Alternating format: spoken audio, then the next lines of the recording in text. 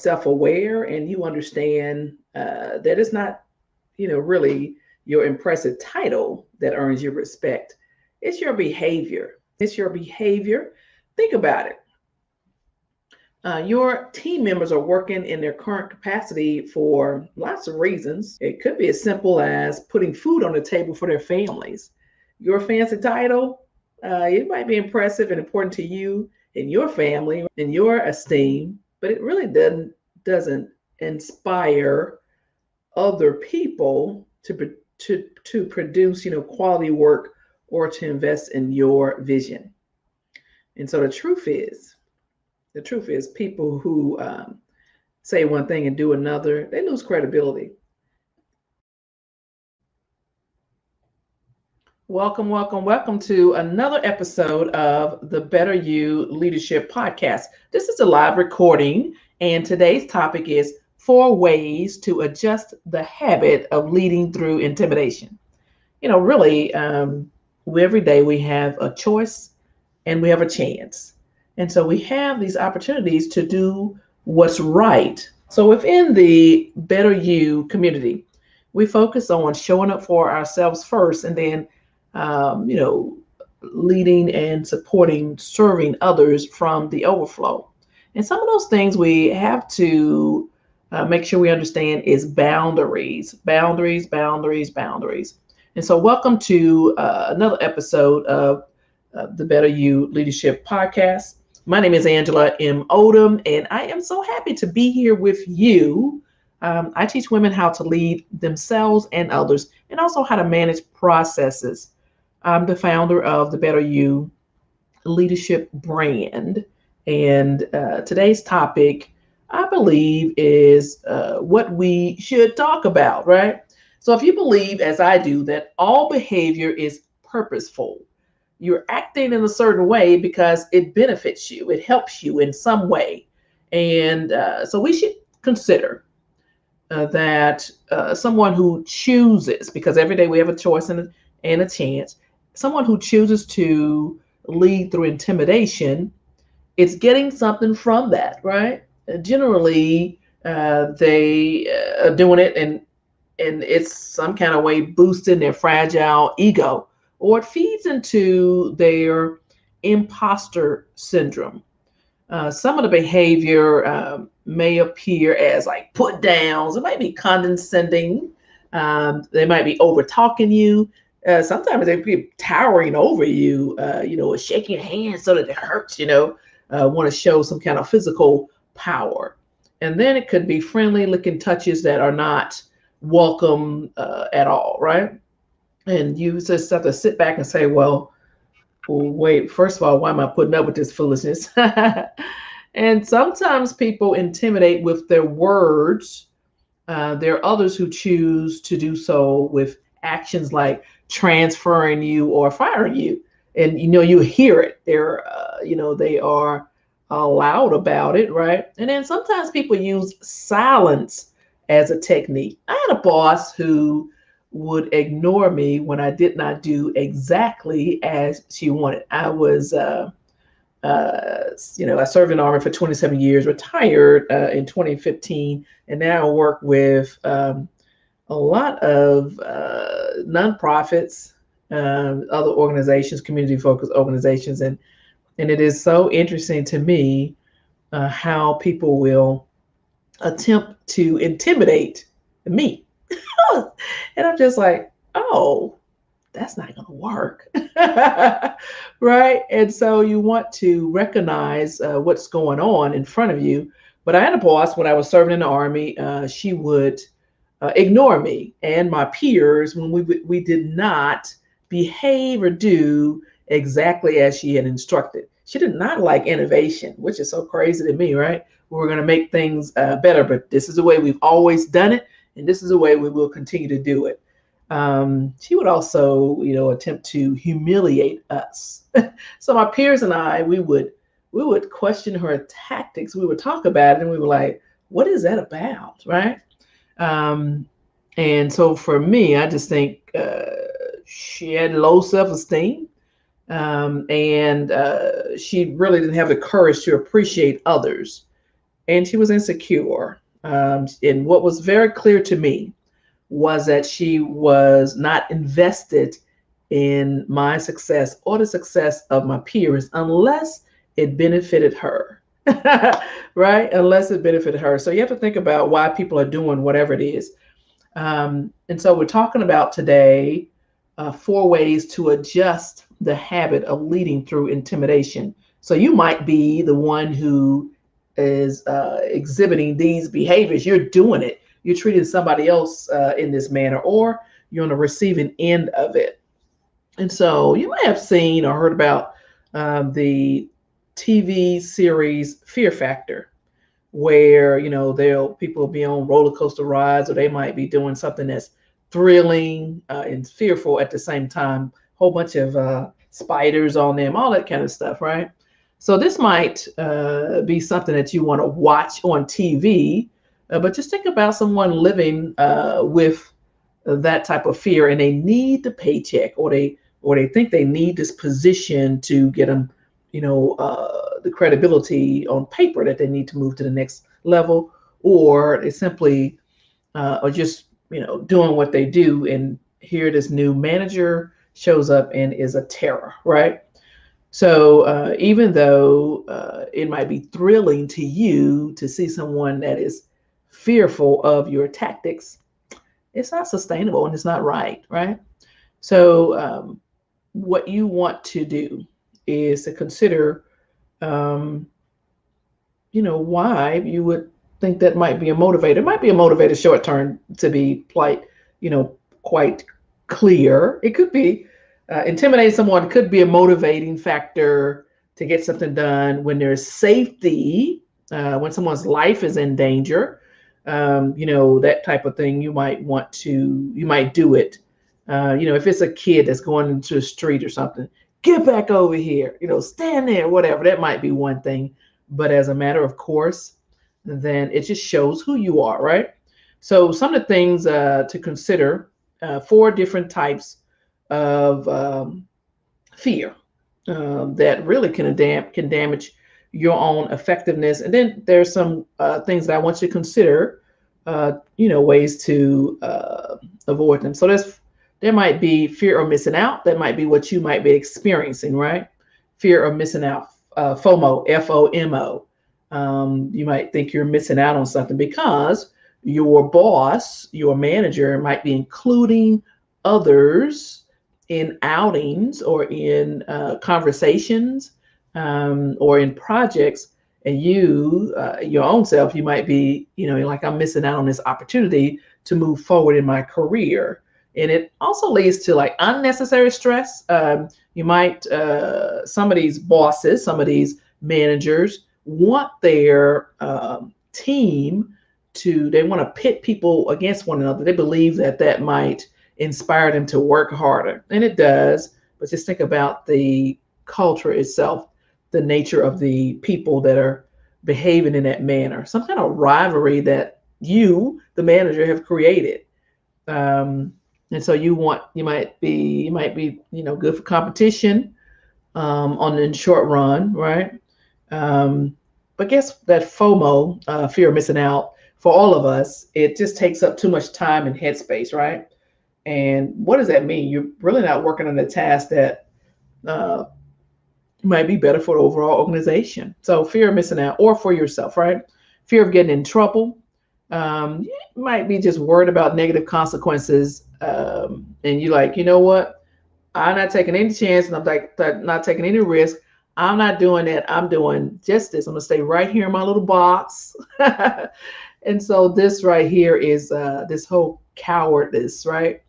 It stops innovation. So fear of getting in trouble, and then fear of the unknown. You don't know how this person might behave, your manager, each day. So you're like, you know what? I'm just going to do this right here. Yeah, I'm just going to be compliant, right? And so what can you do if you are the manager, or if you are the team lead, if you are the mother, the father, because inside of your own home, you might be squashing innovation, right? Inside of your social circle, same thing, right? Fear of the unknown. And then fear of failure. Um, like what's the worst thing that can really happen if you don't reach your goal? Um, Sometimes it's just you might learn from that whole failure and then you're able to move forward. And you want to make sure that that you're these fears. Sometimes they're irrational. Sometimes they're real. Like I just missed out on that opportunity. That joker didn't invite me into that meeting. It could be true, right? And so you have to think about you as the boss, though, what you are building inside of this organization, right? Hey, Tammy. Yes, I have had that experience, and I chose to limit conversations. Interested to hear the correct way to deal with her. Oh, the silence. You're talking about the silence. For me, I was in Alaska, and I was a detachment commander, and we had we had a boss that was, um, I don't know, it's like she was scared of her own shadow for people coming outside of the organization. And anyone who criticized anything or made a just a small little comment, because we were a service organization, then she would just go boom. She would just be cussing. I learned a lot of curse words from that lady, right?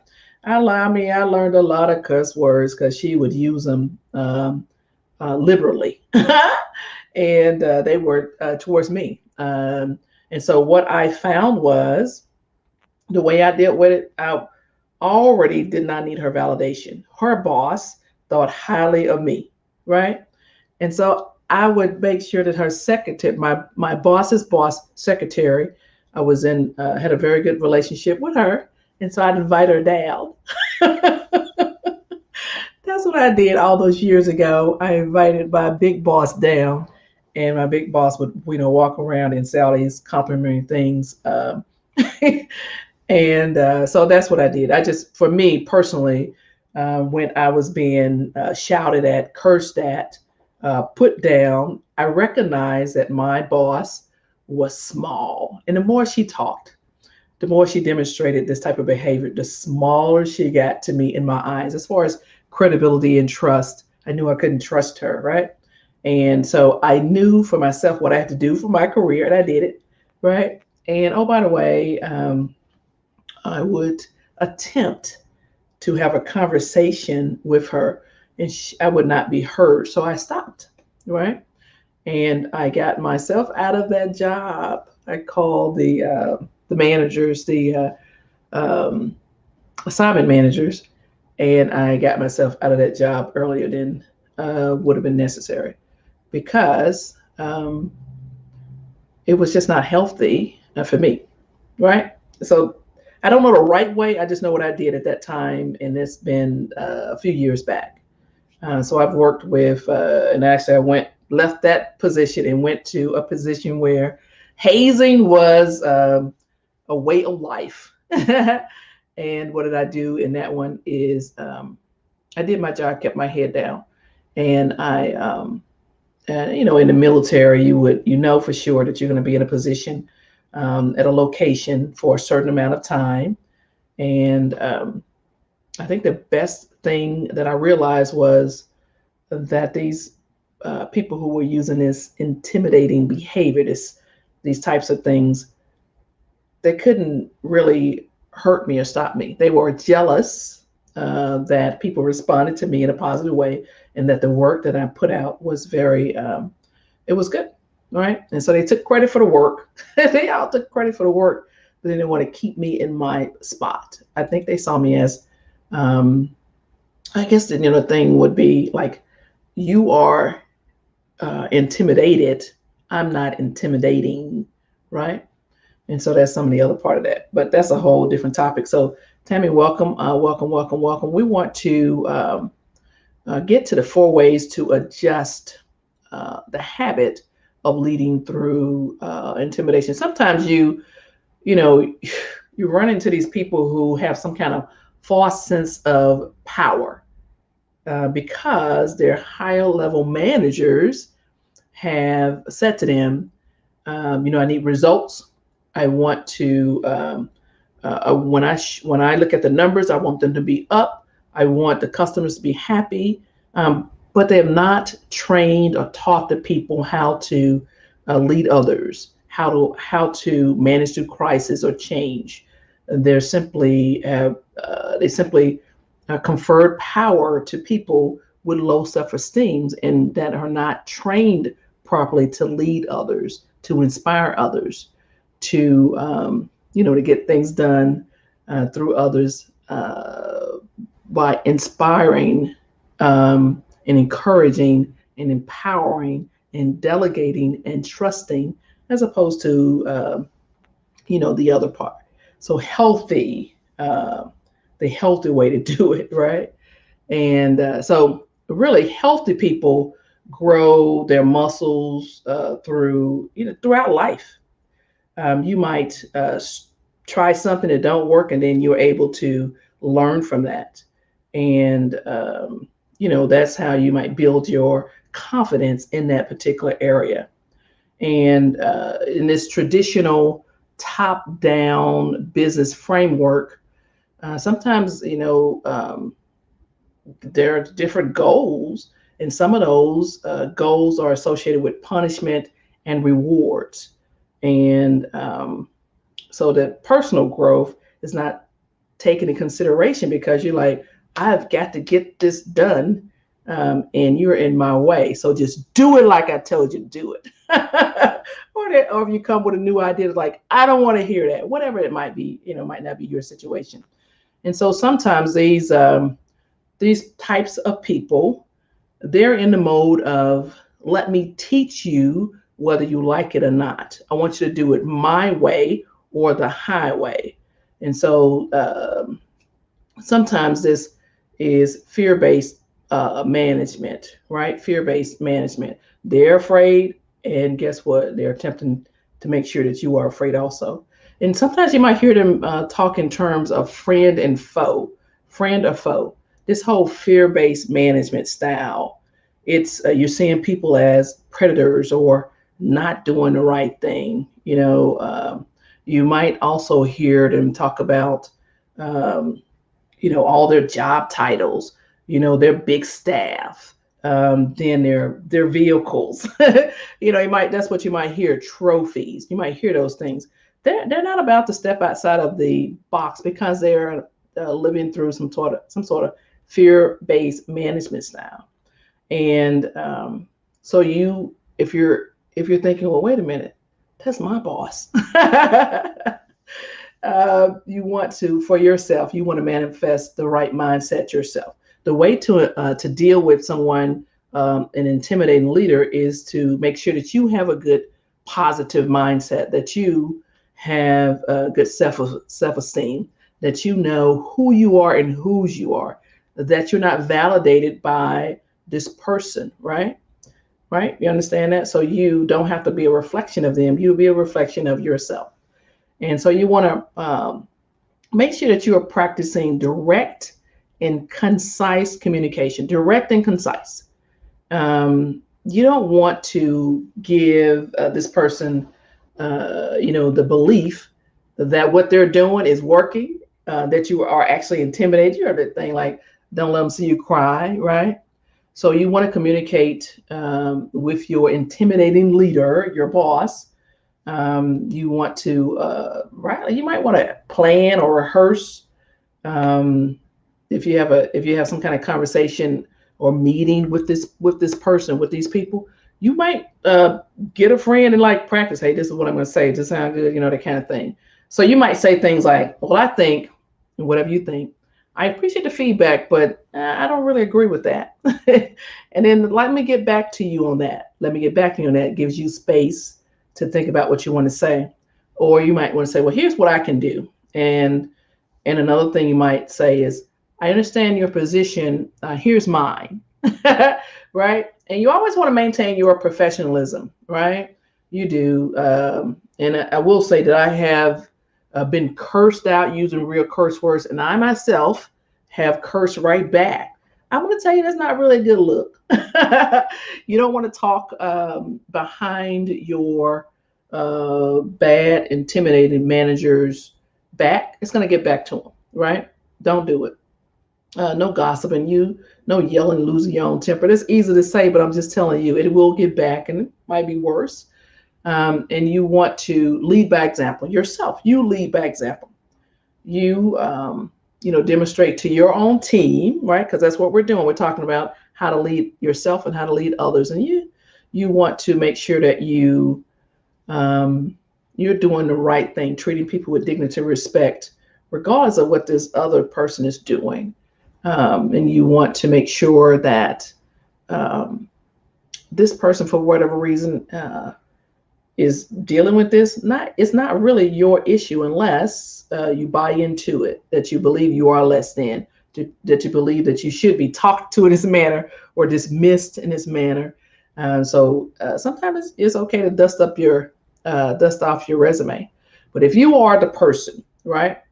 If you are the person who is the one that is leading through intimidation, um, just listen for a minute and be open to this. Sometimes it's not what you say, it's how you say it, right? You may have upset or offended someone and you don't even know it. It's the delivery of the message, right? You might just be in a hurry, but it is sometimes it's not what you say, it's how you say it. And so you could have a well-intended message. And sometimes the difference could be intimidation and inspiration. Um, Sometimes people are in a hurry to achieve an outcome, or you might just be frustrated. You could have like be, I guess, like a lack of control for others, for your team. And so you want to be, listen to me on this, you want to be a person who inspires, and you want to be a person who is trusted. And no one's going to trust a person who is consistently talking down to them, condescending, not listening to other ideas. No one, that's not sustainable, right? It's going to listen to that foolishness. And even if you are being condescending or talking down or over talking someone, the other people can see and hear you, and that also leads to an untrustworthy environment. So, a person who inspires, you're going to deliver better results over the long term than a person who is intimidating on a short term basis, right? So, you want to make sure that you have the awareness of what you're doing, the way you're saying it. And really, if you just stop for a second and look at the people's faces, even if you're in a virtual environment, when you're talking to them, it'll tell you everything, right? And so sometimes, if you are the person, what I want you to do is to increase your self awareness, right?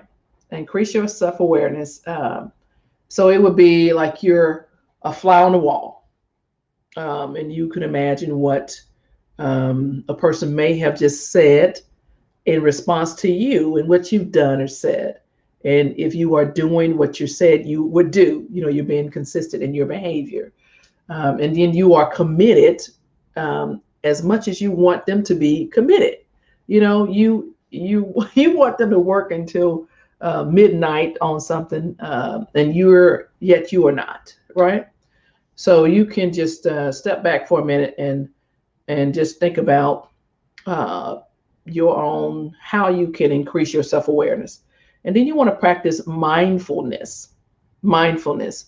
If you're talking to someone, you don't want to, you're looking at your phone and, rushing them or come on, hurry up. You don't want to do that. You want to practice mindfulness.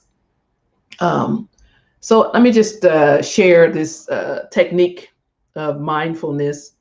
I think the man's name is Eckhart Tolle, Tolle. Um, he said, if you, for like 5 minutes, you might ask yourself, what 5 things do you see? Right? And then what 4 things do you feel? What 3 things do you hear? And what 2 things do you smell? And what 1 thing do you taste?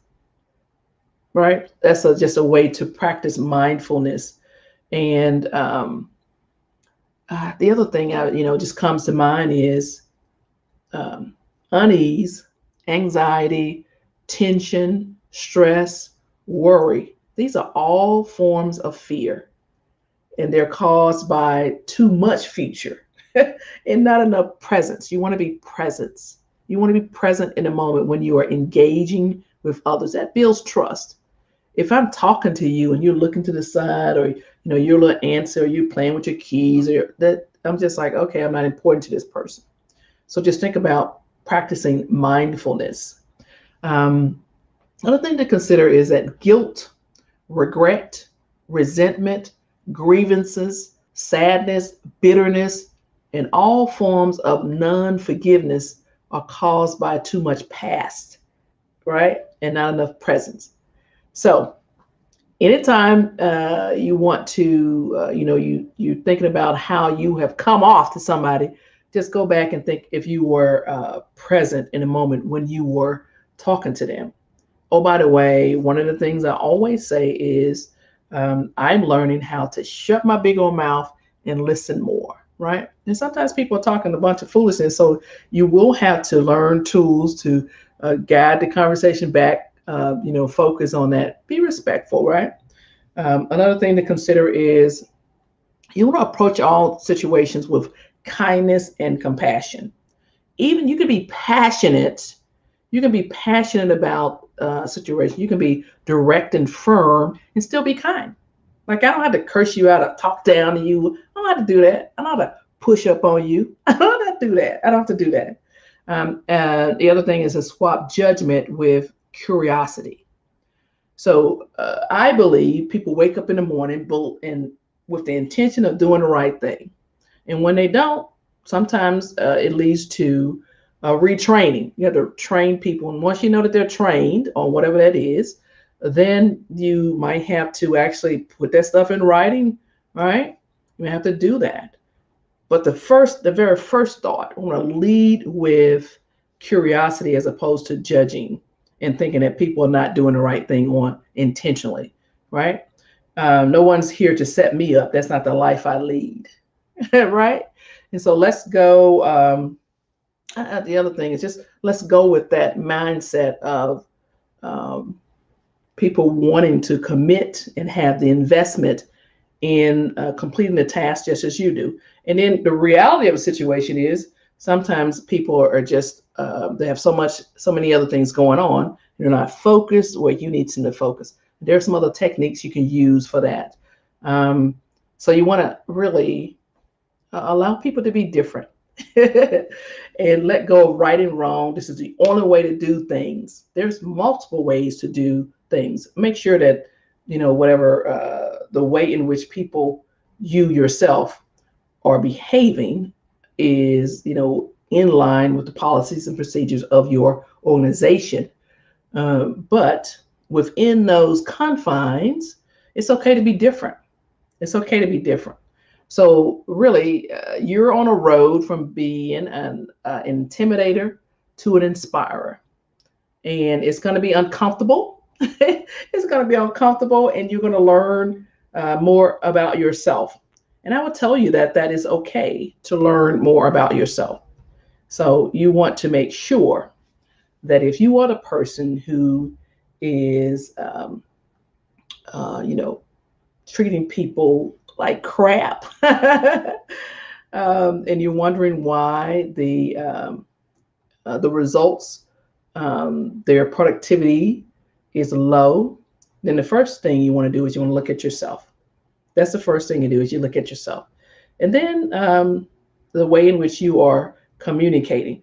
And sometimes you will recognize that no matter what you do, people are not going to produce the way you want. And of course, that's a whole separate conversation. But let's just start with kindness. Let's start with treating people with respect, dignity and respect. And then, of course, accountability and you yourself showing up the right way. As Tammy put it, as honesty, integrity, and truth. Well, thank you for that. I appreciate that. So I want to make sure that I invite you to schedule a call with me. I have a private coaching opportunity. It is Become a Better Leader in 100 Days. And so you can make sure that you schedule a call, and that's Angela Odom .as.me/leadership capacity. And we'll talk for about up to 30 minutes, could be less than that. And I'll share the details of the program with you. Again, Become a Better Leader in 100 Days. And so this whole thing about um, leadership, people leading through intimidation, the very first thing for you, if you're on the receiving end of that, is why are you dealing with it? Why are you dealing with it? You have options yourself, and so you might want to consider those. And where you get your validation from really matters. So that's the first thing, is don't buy into the foolishness. Okay. All right. Well, with that said, my name is Angela Odom. I am the founder of the Better You Leadership, the Better You Project, the brand itself. And we've talked through 4 ways to adjust the habit of leading through intimidation. So for you right now, it's time to do the work. All right. Take care and make sure you have an amazing day. My name again is Angela Odom, and as always, I'm rooting for you.